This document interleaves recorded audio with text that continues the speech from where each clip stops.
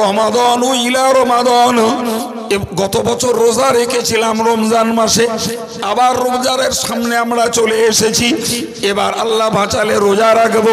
প্রিয় ভাইরা আমার, নবী বলেছেন এই বছরে যত গোনা হয়েছে সামনে বছরে রমজানে রোজা রাখলে গোনাগুলি মাফ হয়ে যাবে।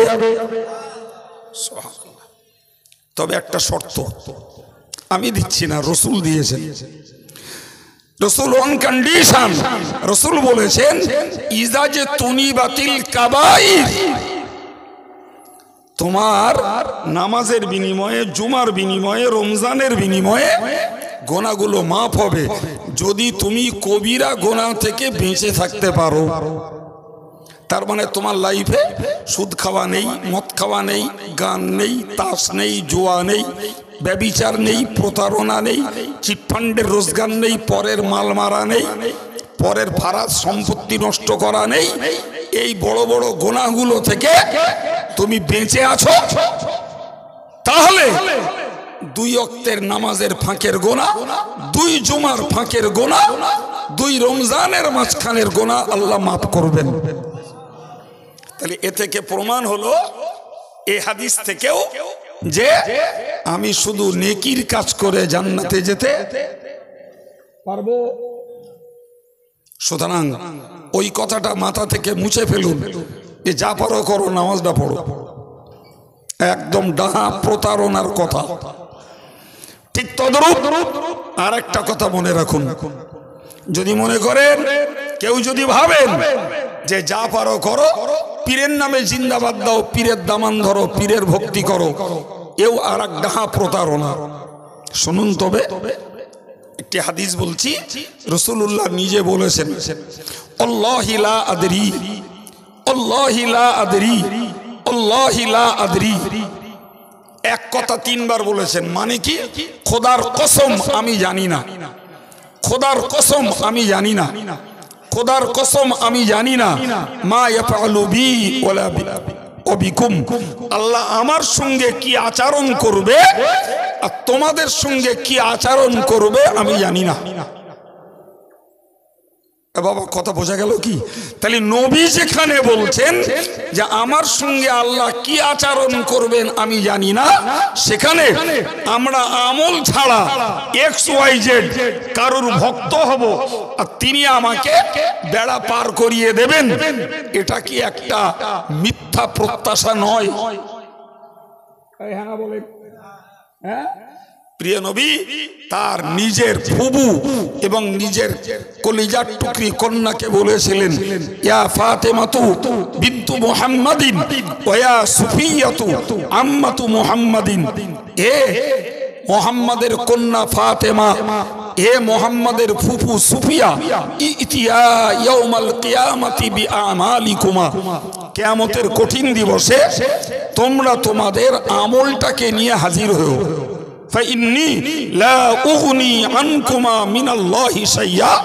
কারণ আমি মুহাম্মদ একজনের ভাইপো আর একজনের আব্বা, আমি আল্লাহর কাছে তোমাদের কোনো কল্যাণ করতে পারবো না, আমি কোনো উপকারে আসবো না। অর্থাৎ নিজের আখের নিজে বুঝে।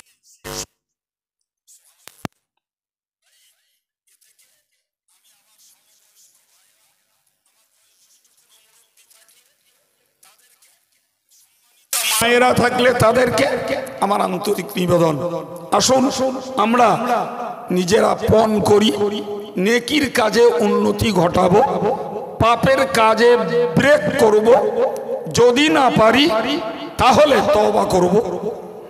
আর আমি যুবকগুলোকে বলবো, হে যুবক, তুমি কোন দলে, কার ভক্ত, কার ফ্যান, এগুলোকে হিসাব কষা বাদ রাখো বাবা। বাদ রেখে দেখো তুমি আল্লাহর দলে হতে পারছো কিনা, তুমি নবীর দলে হতে পারছো কিনা, ওইটা ভাবো। যদি তুমি ভাবো আমি আল্লাহর দলীয় একজন বান্দা, নবীর দলীয় একজন উম্মত, তাহলে তোমার জন্য আল্লাহ পাকের কাছে নাজাত পাওয়াটা সম্ভাবনা থাকবে। আর তুমি আল্লাহর দলে কিনা মূল্যায়ন করলে না, নবীর দলীয় কিনা মূল্যায়ন করলে না, করলে না, তুমি শুধু মূল্যায়ন করলে আমি অমুক পীরের ভক্ত, অমুক আমার ফ্যান, অমুক আমার বস, অমুক আমার হুজুর। এসব করে বাবা আল্লাহর কাছে ঠকা ছাড়া যেতে যাবে না। কথা বোঝাতে পারিস কিছু? জি, আমি জানি না। আমি মাতিন সাহেবের বক্তৃতা কম বেশি প্রায় 40 মিনিট শুনেছি। তার আগে রজব আলী সাহেব কি বলেছিলেন আমি জানি না। জি, আমি শেষ বেলায় আপনাদের কাছে যে কথাগুলো বলেছি, যদি মনে হয় যে আব্দুল কাইয়ুম যে কথাগুলো বলেছেন সত্যি ইন্ডিভিজুয়ালি, যুবক যুবতী, বৃদ্ধ বৃদ্ধা, পার্সোনালি প্রত্যেকের জন্য ভাবনার মতো কিছু কথা, প্রত্যেকের জীবন গড়ার মতো কিছু কথা, তাহলে আজকের এই জলসা সার্থক হবে, কর্তৃপক্ষের আয়োজন সার্থক হবে, আমাদের রাত জেগে বসা সার্থক হবে। আল্লাহ পাক অন্তত পক্ষে এই শেষ পর্যায়ের কথাগুলোকে আমাদেরকে মূল্যায়ন করার জন্য মনে করে নিয়ে যাবার তৌফিক দেন, বলুন আমিন। বিশেষত আজকে সবার আমন্ত্রিত বিদায়ী বক্তাবৃন্দ, জ্ঞান পিপাসু দিনদার ইমানদার শ্রোতামণ্ডলী, সন্ধ্যা থেকে একাধিক বক্তার আলোচনা আপনারা শুনছিলেন। আমি সময় মতন এসেও বেশ খানিকটা দেরিতে আপনাদের সামনে উঠেছি। তবে দেরি করে উঠেছি বলে আপনাদেরকে কষ্ট দেব এটাও নিয়ত নয়, আর আমিও কষ্ট নেব এটাও নিয়ত নয়। সংক্ষিপ্ত পরিসরে, যেহেতু জলসা কমিটির আমন্ত্রিত একজন বক্তা, আমি কেবলমাত্র একটু হক আদায় করতে কয়েক মিনিট কথা বলছি। তারপরেই দোয়া সবরেসানির ভিতর দিয়ে মজলিসের সমাপ্তি হবে ইনশাআল্লাহ। মজলিসটাতে খুব পরিষ্কার প্রতীয়মান হচ্ছে আমরা দুটো শ্রেণীর লোক আছি। একদল আছি একটু বৈষয়িক, দিন ধর্মের প্রতি কিছু প্রীতি, ভালোবাসা, আকর্ষণ রয়েছে। আর একদল আছি প্রায় 50-50 বলা যায়, যুবক ছেলেরা। দুটো শ্রেণীর মানুষ আমরা মজলিসটায় বসা। আমি খুব সংক্ষিপ্ত পরিসরে যে কথাটি বলবার মতন ইচ্ছা প্রকাশ করছি সেটি হলো এরকম, ভাই আমরা যারা সাধারণ ইমানদার মুসলমান, তো আমাদের সাধারণ একটা লাভ বা লোভে আমরা ধর্ম করি। আবার বলছি, আমরা সাধারণ ইমানদার মুসলমান, তো আমরা সাধারণত লাভে বা লোভে আমরা ইবাদত করি। ছাড়িয়ে বললে এটা বলা যায় আমরা ধর্ম করি জাহান্নাম থেকে বাঁচবো তাই, আর জান্নাতে যাবো তাই। যদি আমার কথার সঙ্গে আপনারা একমত হন তাহলে একটু সমর্থন দিয়ে বলবেন কথাটা ঠিক না ভুল? ঠিক। কিন্তু আল্লাহ পাকের ঘনিষ্ঠ বান্দা যারা, খুব কাছের যারা, আল্লাহ পাকের প্রিয় যারা, তারা এই দুটির একটি কারণেও ইবাদত করতেন না। তারা ইবাদত করতেন কেবলমাত্র আল্লাহকে রাজি খুশি করার জন্য। সুবহানাল্লাহ। দুটো জিনিসের পার্থক্য বুঝুন। পার্থক্য হলো এই, যারা আল্লাহকে রাজি খুশি করার জন্য ধর্মীয় কাজ করেন, তো বিনিময়ে আল্লাহ তাকে কি দেবেন এটা তার টেনশন নয়। ফর এক্সাম্পল, হযরত বড় পীর সাহেব কেবলাকে জিজ্ঞাসা করা হয়েছিল, এ হুজুর আপনি এত ইবাদত আমল করছেন, বিনিময়ে আল্লাহ যদি আপনাকে জাহান্নাম দেন তো আপনার কি কিছু বলার আছে? তিনি এক কথায় বললেন না, আলহামদুলিল্লাহ বলেন। উনি এক কথায় বললেন আমার কিছু বলার নেই। বুঝছে তা কেন? বলো আমি তো জাহান্নামের ভয়ে ইবাদত করি না, আমি তো ইবাদত করি আল্লাহকে রাজি করার জন্য। তো আমায় জাহান্নাম দিয়ে যদি আল্লাহ সন্তুষ্ট হন আমি অতি সন্তুষ্ট। আর একটু জোরে বলেন। এই মানসিকতাটার মূল্য দিতে হবে,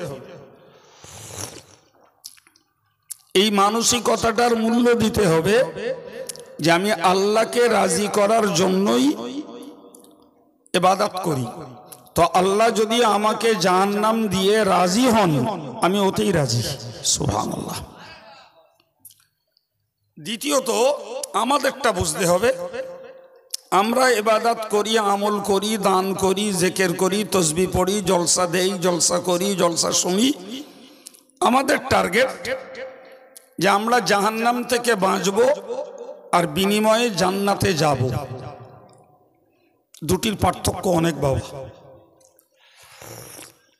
ঠিক এই জায়গাটায় দাঁড়িয়ে আমি কয়েক মিনিট আপনাকে কথা বলছি, মনে রাখবেন। নামাজ, রোজা, হজ, যাকাত, জিকির, তসবিহ, সাদকা, ফিতরা, কুরবানি এবং বড়কে সম্মান, বাপ মায়ের ভক্তি, ছোটকে স্নেহ, সদা সত্য কথা বলা, এগুলি আমরা এক কথায় জানি এগুলি জান্নাতমুখী কর্ম। ঠিক না ভুল? কিন্তু আপনি লিখে নেন আমার কাছ থেকে, প্রয়োজনে স্ট্যাম্প লাগিয়ে দেব যে শুধুমাত্র এইগুলি করে জান্নাত যাওয়া যাবে না, এগুলির বিনিময়ে আপনি আমি জান্নাত দখল করতে পারবো না। হয়তো আপনার কাছে প্রাথমিক কথা শুনলেই মনে হবে যে হুজুর এই রাত দুপুরবেলা এসে আচমকা নতুন কথা শুনিয়ে দিল। সারা পৃথিবীর লোক জানে নামাজ কালাম পড়ে ইবাদত আমল করে জিকির ফিকির তসবিহ তেলাওয়াত করে জান্নাতে যাওয়া যাবে, আর ইনি আজকে বলছেন জান্নাত যাওয়া যাবে না। ব্যাপারটা কি সম্পূর্ণ একটা নতুন মতবাদ? না বাবু, নতুন নয়, ওটাই সঠিক তথ্য। বাকিটুকু আমাদের হয় বলার ঘাটতি, না হলে আমাদের জানার ঘাটতি। যদি বলেন কিরকম, আমি উদাহরণ দিচ্ছি, উদাহরণ নেন। কোরআন শরীফে আল্লাহ বলেছেন ইন তাজতানিবু কাবাইরা মা তুনহাউনা আনহু নুকাফির আনকুম সাইয়্যাতিকুম ওয়া নুদখিলকুম মুদখালান কারীমা। মহান আল্লাহ বললেন যদি তোমরা কবিরা গুনাহ থেকে বাঁচতে পারো তাহলে তোমাদের একটা পুরস্কার হলো তোমাদের অন্যান্য ছোটখাটো গুনাহগুলিকে আমি আল্লাহ মোচন করে দেব। সুবহানাল্লাহ। আর একটা পুরস্কার হলো অনুদখিলকুম মুদখালান কারীমা, সম্মানের সঙ্গে তোমাদেরকে বেহেশতে প্রবেশ করাবো। আচ্ছা আপনারা বলেন, আরবিটা যতটা না বোঝেন বাংলাটা তো বোঝেন। আর বাংলা যদি ভুল বলি তার জন্য অন ক্যামেরায় কথা বলছি, রেকর্ড হচ্ছে, আর আপনারা নিজেরা দেখতে চাইলেও দেখে নিতে পারবেন। আমি আবার একবার বলছি, আল্লাহ বললেন যদি তোমরা নিষেধকৃত কবিরা গুনাহ থেকে বাঁচতে পারো তাহলে তোমাদের দুটি পুরস্কার, একটি হলো তোমাদের মন্দত্ব তথা ছোট গুনাহগুলিকে আমি আল্লাহ মোচন করে দেব, এবং দ্বিতীয় পুরস্কার হলো তোমাদেরকে সম্মানের সঙ্গে বেহেশতে প্রবেশ করাবো। আচ্ছা বলেন, এর মধ্যে নামাজ, রোজা, হজ, যাকাত, জিকির, তসবির কোনো কথা আছে কি? চিল্লে বলেন। নেই। এর মধ্যে নামাজ, রোজা, জিকির, তসবিহ, তেলাওয়াতের কথা নেই। তাহলে প্রমাণ হচ্ছে এটা যে নামাজ, রোজা, হজ, যাকাত, জিকির, তসবিহ এগুলো যেমন আমাদেরকে করতে হবে, তেমন কবিরা গুনাহগুলি থেকে আমাদেরকে বাঁচতে হবে। দুইয়ের সমন্বয়ে সম্মানের সঙ্গে আমাদেরকে আল্লাহ বেহেশত দান করবেন। কথা ক্লিয়ার হয়েছে কি? না হলে আর একবার বুঝুন, শুধুমাত্র নেকির কাজ করে জান্নাতে যাওয়া যাবে না, বরং নেকির কাজের সঙ্গে পাপের কাজটাকেও ত্যাগ করা লাগবে।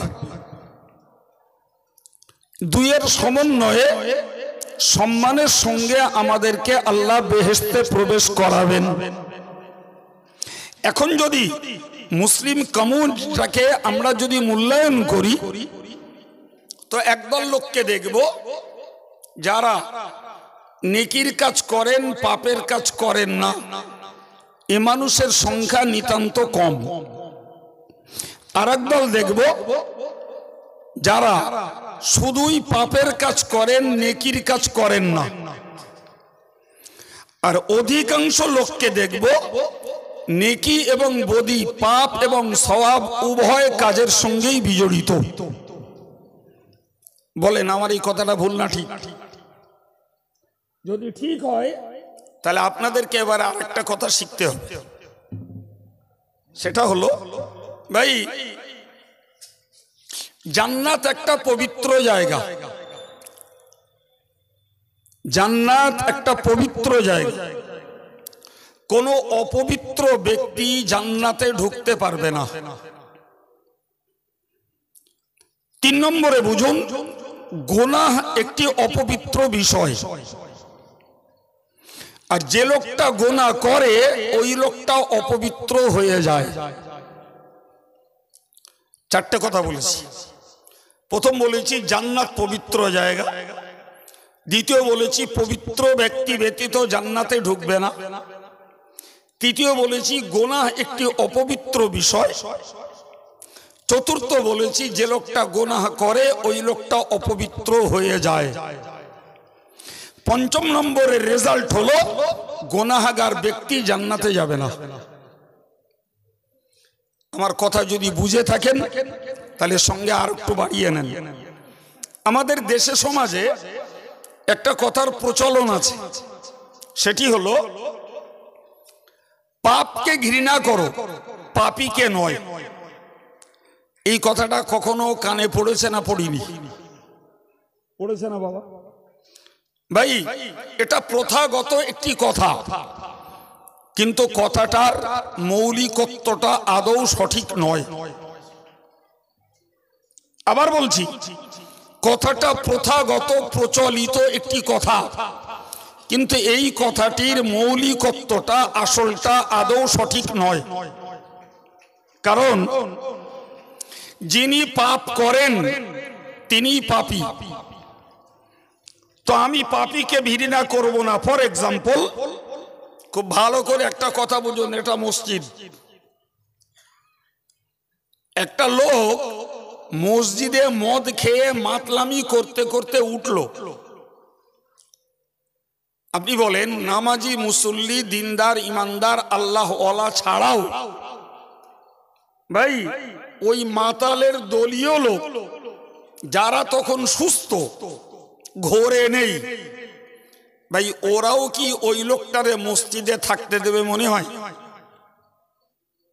ভেবে বলেন, থাকতে দেবে? কেন? তাহলে এই যে বলছি আমরা পাপকে ঘৃণা করো, তাহলে মদ খাওয়াটা পাপ। ওই বেটা মদ খেয়েছে, ওকে ঘৃণা করতে মানা করা হচ্ছে, তাহলে ওকে তো ঘৃণা করা যাবে না, তাহলে ওকে মসজিদে থাকতে দেওয়া হোক। বার করে দেওয়া হচ্ছে কেন? কি বলছেন? তাহলে যে প্রচলিত কথাটি ওটি আদৌ সত্য নয়, ওটা কেবলমাত্র একটা প্রথাগত কথা। কথাটা মূলত মিথ্যা। তাহলে পাপ করলে সে পাপী হয় এবং অবশ্যই সে ঘৃণার পাত্র। সমাজের অবস্থাটা বুঝুন ভাই, মদ খাওয়ার তুলনায় সুদ খাওয়া চরমতম অপরাধ। মদের থেকে অনেক বেশি অপরাধ সুদ খাওয়া। কিন্তু আমাদের সমাজ ব্যবস্থা হচ্ছে মদখোর মসজিদে উঠলে তাকে আমরা সহজে বার করব না, বরং হয়তো 2-4 ঘা মেরে তাই বার করে দেবো। তোর মতন অপবিত্র ব্যক্তি তুই মসজিদে উঠলি কেন? পক্ষান্তরে একটা সুদখোর নিজে ক্ষতিগ্রস্ত, পরিবারটাকে ক্ষতিগ্রস্ত করছে এবং তার ব্যবসা বাণিজ্য, তার ঘর বাড়ি সব হয়তো অবৈধ টাকায় নির্মিত। তার মানে তার পাপ এক জায়গায় দাঁড়িয়ে নেই, আরো বিস্তীর্ণ এলাকায় ছড়িয়ে গেছে। কিন্তু মদখোর সে ব্যক্তিগত দোষ করেছে, তাকে মসজিদ থেকে বার করে দিচ্ছি। পক্ষান্তরে সুদখোর মসজিদের ফার্স্ট কাতারে জায়গা নিচ্ছে, আর যখন মসজিদে কালেকশন হচ্ছে সেই মোটা অঙ্কের টাকা ঝেড়ে দিচ্ছে। তার মসজিদ থেকে বার করা দূরের কথা, তার নামে কথা বললেও পিটির চামড়া বেদাম হয়ে যাবে।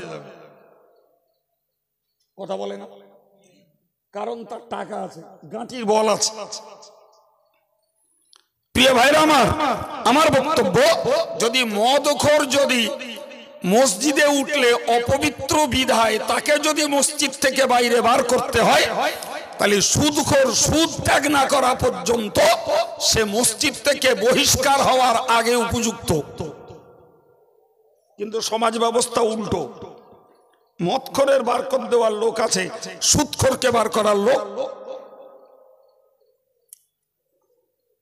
আমি কি বলতেছিলাম, কথাটাকে আবার একবার রিপিট করুন, যে গুনাহগার ব্যক্তি বলেন বলেন বলেন যেতে পারবে না। বাহ, ভালো বুঝেছে। এখন আমাদের জান্নাতে যাওয়ার ইচ্ছা, আবার এদিকে গুনাহগার, করবোটা কি? গুনাহগার জান্নাতে যেতে পারবে না, আবার আমরা গুনাহে বিজড়িত, উপায় কি? প্রিয় ভাইরা আমার, এর রাস্তা দুটো। নাম্বার 1, কোরআন বলছে ওয়া আখরুনা তারাফু বিযুনুবিহিম খালাতু আমালান সালিহা। আল্লাহ বললেন, যারা গুনাহ করার পরে শিকার হয় তারা নেক কাজের সঙ্গে গুনাহকে জড়িয়ে ফেলে। আমার আল্লাহ বললেন আসাল্লাহু আইয়াতুবা আলাইহিম, যারা নেকির কাজও করে গুনার কাজও করে, কিন্তু গুনার কাজ করার পরে আল্লাহর কাছে স্বীকার হয়, আল্লাহ আমি গুনাহ করে ফেলেছি। তাহলে গুনাহ যখন তুমি করিয়ে ফেলেছো, তুমি অপরাধী, তাহলে তার সঙ্গে অবিচ্ছেদ্য সম্পর্ক, আল্লাহ আমায় মাফ করে দাও। আল্লাহ বললেন আসাল্লাহ, আশা করা যায়, আইয়াতুবা আলাইহিম, আল্লাহ পাক তার প্রতি রহমত করবেন এবং তার গুনাহকে মাফ করে দেবেন। তাহলে গোটা মুসলিম সমাজে যত ভাইয়েরা মায়েরা আমরা যারা আছি, আমরা নিজেরা নিজেদেরটা ভালো জানি যে আমরা নেকির কাজ করলেও গুনাহ থেকে পূর্ণ আমরা মুক্ত নই। গুনাহ যখন কিছু করে ফেলছি, তাহলে আমাদের জন্য একটা রাস্তা হলো ক্ষমা চেয়ে ক্ষমা নিয়ে মরা দরকার। সেটা কবে? সেটা কবে? এ ব্যাপারে খুব সংক্ষিপ্ত একটা কথা বুঝুন।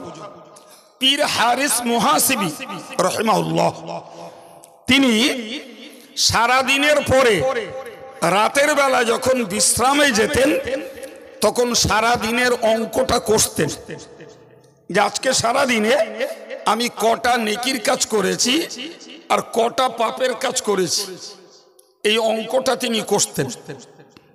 ভাই, নেকির কাজ হলে সেটি আল্লাহর শুকরিয়া, কিন্তু ঘটনা চক্রে পাপের কাজ যদি হয়ে পড়তো, তিনি তার জন্য আল্লাহ পাকের কাছে অনুতপ্ত হতেন। আমি আমার ছেলেদেরকে, ভাইদেরকে, পর্দার সম্মানিত মায়েদেরকে বলবো, দেখুন, আমরা যখন বুঝে গেছি গুনাহগার জান্নাতে যাবে না, জান্নাতে যেতে গেলে হয় গুনাহ মোচন করে যেতে হবে। এই মোচন করে যেতে গেলে বুদ্ধিমানের পরিচয় হলো দৈনিক আমাদের পাপের কথা স্মরণ করে আমাদেরকে ক্ষমা চাওয়া লাগবে পার ডে। যদি এবার প্রশ্ন ওঠে, হুজুর প্রতিদিন তো ক্ষমা চাইব, কিন্তু আবার তো আমি পাপ করব। আচ্ছা, আপনি আবার পাপ করবেন ওটা পরে থাক, আপনি কালকে বাঁচবেন এই গ্যারান্টিটা কোথায়? তাহলে ওই গ্যারান্টিটা যখন নেই, তাহলে কালকে আমি পাপ করব ওই গ্যারান্টিটাও নেই। অতএব আমি আজকে রাতে পাপ থেকে ক্ষমা চেয়ে শোবো। যদি আল্লাহর দয়া হয় আর আমার পাপ যদি ক্ষমা হয় আর কালকে যদি আমার মরণ হয়, তাহলে আমি ক্ষমা প্রাপ্ত একজন বান্দা হিসাবে মরতে পারবো। ঠিক না বল? ধরে নিলাম আল্লাহ আমাকে মারেননি, আমি বেঁচে আছি, তাহলে বেঁচে আছি, ফলে চলমান জীবনে আবার কালকেও আমি পাপ করে ফেলেছি, তো কাল রাতে আবার ক্ষমা চাবো। তাতে হবে কি, আমি যদি দৈনিক আমার পাপটাকে আমি ধুয়ে মুছে যেতে পারি, তাহলে যেদিন আমার মরণ আসবে আমি হয়তো আল্লাহর কাছে একজন গুনাহ মুক্ত মানুষ হিসেবে পৌঁছাতে পারবো।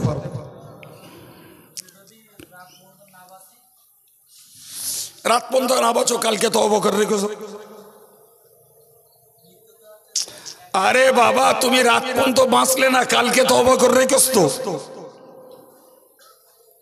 নাকি? কথা বোঝা যায়নি? কালকে করে রেখেছো, তাহলে আজকে যদি দুটো পাপ হয়েও থাকে তবুও পাপের পাল্লায় তুললে নেকি যেগুলো করেছি ইনশাল্লাহ নেকির পাল্লাটা ভারী হবে। ঠিক কিনা বলেন? আমার পাপ যদি মোচন হয়, কারণ আমার খুব বিরক্ত করছে।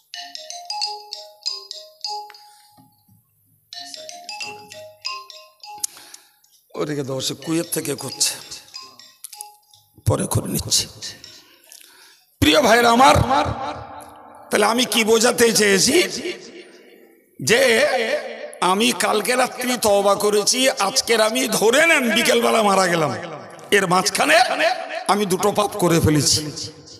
এ দুটো পাপ আমার পাপের পাল্লায় চাপবে, কিন্তু আলহামদুলিল্লাহ আমার আগের গুলো যদি আল্লাহ ক্ষমা করেন, তাহলে দুটো চাপলেও আমার নেকির পাল্লাটা ভারী হবে। সুবহানাল্লাহ বলেন। আর যদি আমি পাপের ক্ষমা না চেয়ে মরি, তাহলে পাপ অনুপাতে আমাকে জাহান্নামে ভুগতে হবে। তাহলে রেজাল্ট কি দাঁড়িয়েছে বাবা? রেজাল্ট হলো এটাই যে পৃথিবীতে আমরা সাধু অসাধু মিলিত আমাদের জীবন, নেকি বদি বিজড়িত আমাদের জীবন, নেকির কাজও করি, আবার কখনো জবানের পাপ কথার দ্বারা হচ্ছে, কখনো দেখার দ্বারায় চোখের পাপ হচ্ছে, কখনো শোনার দ্বারায় কানের পাপ হচ্ছে, কখনো অন্যায় চিন্তার দ্বারা ব্রেনের পাপ হচ্ছে, কখনো অন্যায় পথে পা বাড়ানোর দ্বারা পাপের কাজ হচ্ছে, কখনো অন্যায় কাজে পার্টনার হওয়ার জন্য হাতের কাজ হাতের পাপও হচ্ছে। ঠিক না ভুল? জি। সুতরাং আমি আপনাদেরকে আজকের এই সভার লাস্ট মেসেজ আমি আপনাকে এটাই দিতে চাচ্ছি। আমরা হজের মজলিসে বসেছি জীবনের কিছু সংশোধনীর জন্য, আমরা বসেছি কিছু কার্যকর জ্ঞান নেওয়ার জন্য, আমরা বসেছি আমাদের ভবিষ্যৎ জীবনটাকে গঠন করার জন্য। আমার দাবি, আসুন পীর সাহেব পীরজাদা মৌলানা মুফতি হাফেজ সাহেব হাজি সাহেব কে মোটা মোটা লেকচার মারছে, কে কাফের কুফরি ফতোয়া দিচ্ছে, কে বা মিথ্যাচারিতা করছে, কে বা ভণ্ডামি করছে, আর কে বা নাম কেনার ধান্দায় কিছু করছে, যার জায়গায় সে আল্লাহকে হিসাব দেবে।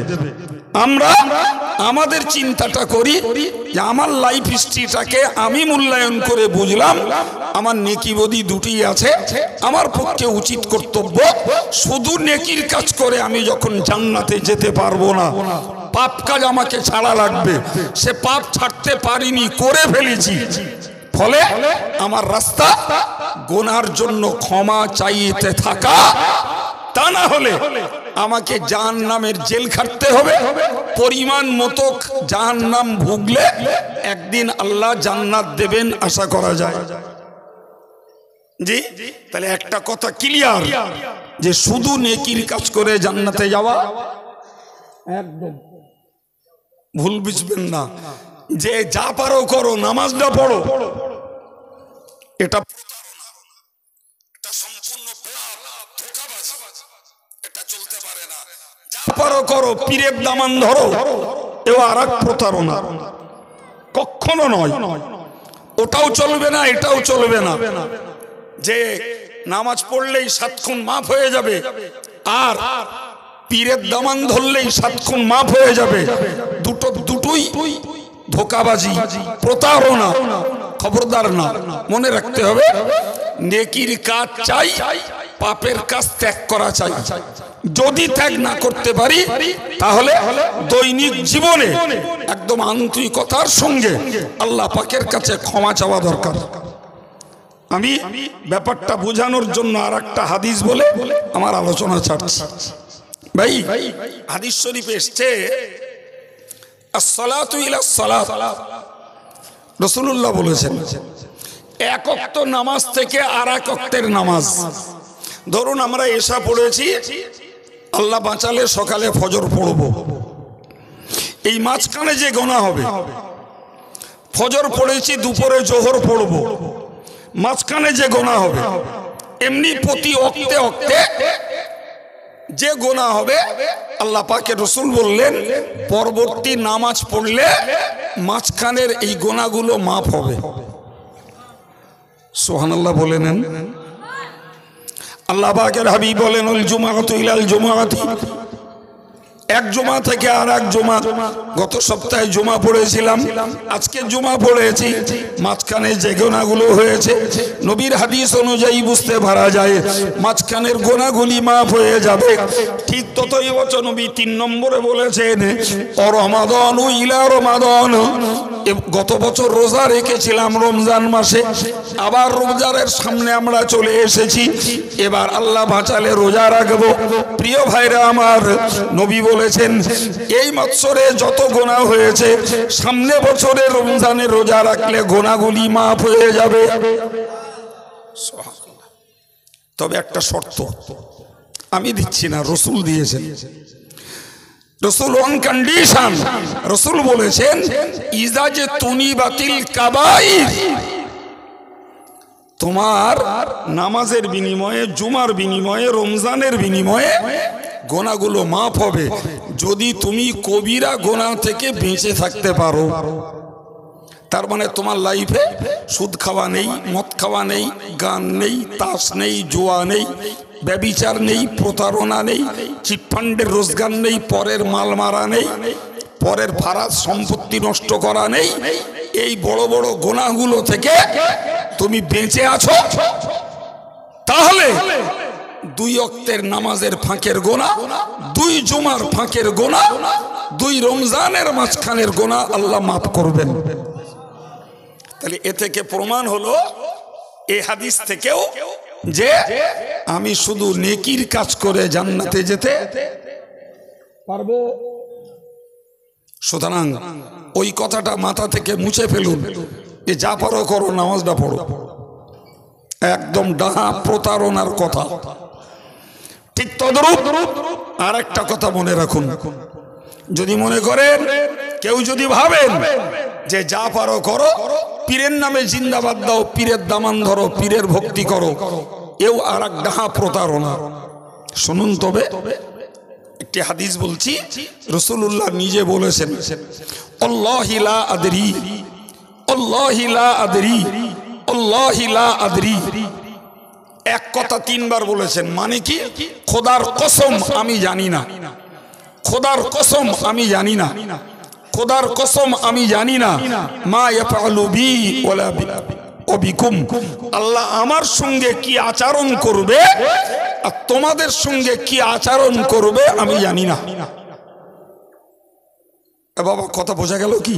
তাহলে নবী যেখানে বলছেন যে আমার সঙ্গে আল্লাহ কি আচরণ করবেন আমি জানি না, সেখানে আমরা আমল ছাড়া XYZ কারোর ভক্ত হব আর তিনি আমাকে বেড়া পার করিয়ে দেবেন, এটা কি একটা মিথ্যা প্রত্যাশা নয়? হ্যাঁ বলেন। হ্যাঁ, প্রিয় নবী তার নিজের ফুবু এবং নিজের কলিজার টুকরি কন্যাকে বলেছিলেন, ইয়া ফাতেমাতু বিনতু মুহাম্মাদিন ওয়া ইয়া সুফিয়াতু আম্মাতু মুহাম্মাদিন, এ মুহাম্মাদের কন্যা ফাতেমা, এ মুহাম্মাদের ফুফু সুফিয়া, ইতিয়া ইয়াউমাল কিয়ামাতি বিআমালিকুমা, কিয়ামতের কঠিন দিবসে তোমরা তোমাদের আমলটাকে নিয়ে হাজির হও।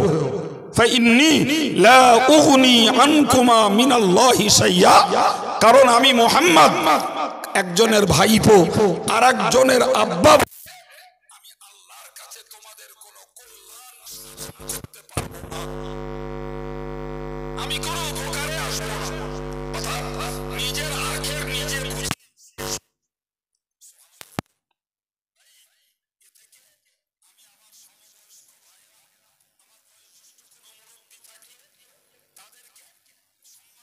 মায়েরা থাকলে তাদেরকে আমার আন্তরিক নিবেদন, আসুন আমরা নিজেরা পণ করি, নেকির কাজে উন্নতি ঘটাবো, পাপের কাজে ব্রেক করব, যদি না পারি তাহলে তওবা করব।